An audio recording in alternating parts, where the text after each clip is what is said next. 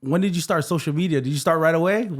No, I actually back in 2014. That was the time Vine was coming out. Oh, okay, yeah, the 7-second videos. Yep. But I at the time, Laughing Samoans was out. That's right, Tofinga. bro. When you had to go buy a videotape and the stuff, DVDs. Yeah. So after watching Tofinga and the Laughing Samoans, I loved it. Yeah. And I love joking around and acting a fool in front of families and friends. And then I saw this one a couple of Samoan content creators like Fui from New Zealand, Hayes Denden, and then a local guy here, Russell Sartelli.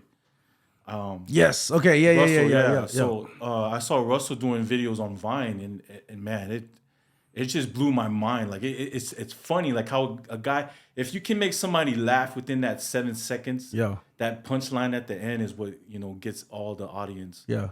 And then me watching, I was telling my wife, man, I can do this. I can do this kind of content. Something that relates to us Samoans. Growing up.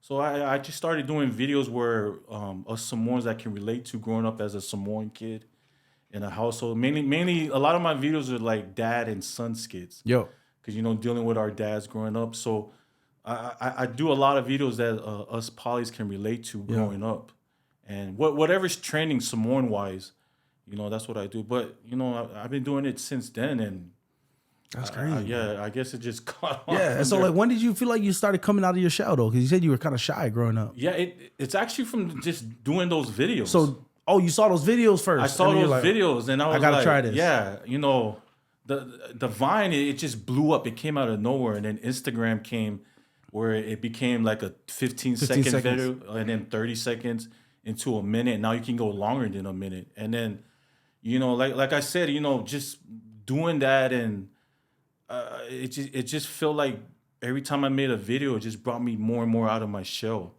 and making somebody laugh. I just felt like, oh, if I can do this and make somebody laugh, making a fool out of myself that these people can relate to, then it just made me more and more comfortable and gave me confidence that I can do this. So I just stuck with it. Man, that's crazy. Yeah, like I think I found your stuff though, because I think that people should. That's a lesson in itself. You saw the videos that somebody was putting out. You didn't hate. You was like, man, I see this opportunity. Yeah. Because where I was at in 2014 I was like, bro, Instagram is coming out. And I was into photography. I was like, bro, real photographers don't be posting on there. Right. Bro, and missed it for like 2 years. Yep. Didn't seize the opportunity. Just was too busy hating that how stupid it is that people take pictures of their food when they are, you know what I'm saying? Like, and so a lot of times hate will make you miss out on opportunities, bro. It is. I'm like, bro, I can't make up the 2 years between 2014 and 2016 that I just stayed off of it. Exactly. Out of pure, I don't want to be like those losers. Yeah. You know what I'm saying? No matter what you do, you're always going to have haters. Right. Yeah. Even till now, I still have a lot of people that hate on my product. And I hate to say it, but like the saddest thing, like your biggest haters to me, it's your own family and friends. When they see you up there succeeding and they're down here, they try to bring you back down to where they're at instead of letting you gain that success. But I learned over the years, I grew tough skin. If you love, like you said, like photography, if you love taking pictures, that's what you think about every day. Do the same thing when it comes to your content creating. Whatever you do in life, if that's what you love to do, just continue to do it no matter what kind of hate you get. Even if it's not support from your family. Yeah.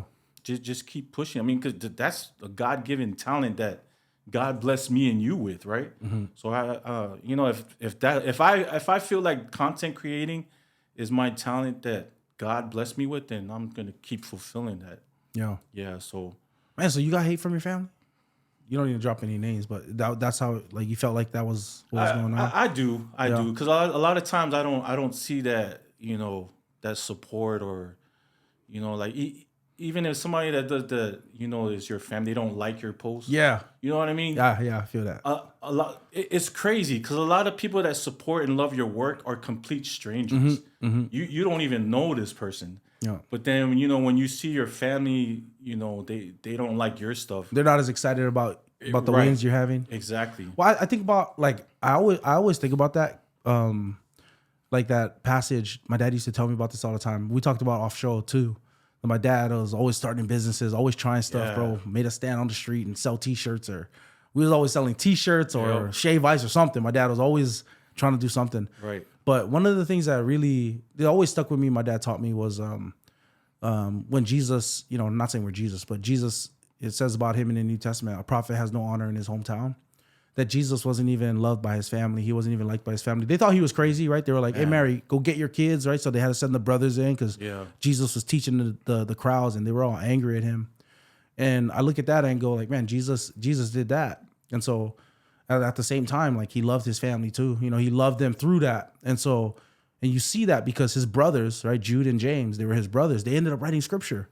They ended up coming around and believing him, Right. But that took him suffering a lot and them not believing and him even dying, for them. Man. And his sacrifice, it turned their heart around, you know? And so I think about that because I know the tendency I have is like, hey man, if you're not with me, like forget you. And I look at Jesus and I'm like, there's just some of that attitude of like, I'm just going to put my head down and keep working. Right. But it was always it still was motivated by his love for his family, And I think about that because, you know how we can get, like if you're going after something, if you're the kind of person that entrepreneurial, try to get after it, try to make more, it's always going to be like haters, like you keep saying.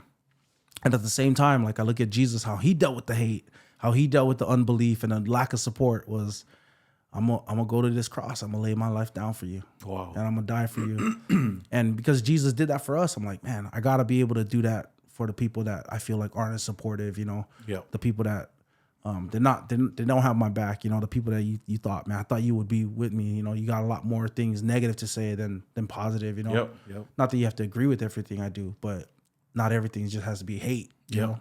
I agree. So I look at that, I'm like, man, okay, I'm a Christian. Jesus did it. We got the same spirit living in us, Yep. Yeah, that's a reminder, man. That's good. Yeah. Man. Yeah, so, like you said, even though it's family that's giving you hate, it just makes me love them even more. Yeah. Like you said, I'm not going to turn around and hate on them. Mm-hmm. But, if it's, something they don't like or agree with what I'm doing and I don't get that support and love, to me, it's okay. Like I said, it doesn't change my love for them. I'm still going to love them, from afar. Yeah. But we're still family and everything. Right. Yeah. Still got that support. Yeah. Yeah, because some of the content is delving in. We don't need to delve into all of it, but it is delving into like church stuff too. Yeah. And like, which is like hilarious. For me as a pastor, I find that hilarious. Yeah. Bro, that's all dude, when they're reading out the numbers, he just... Yeah. Oh, no, that's hilarious. Yeah.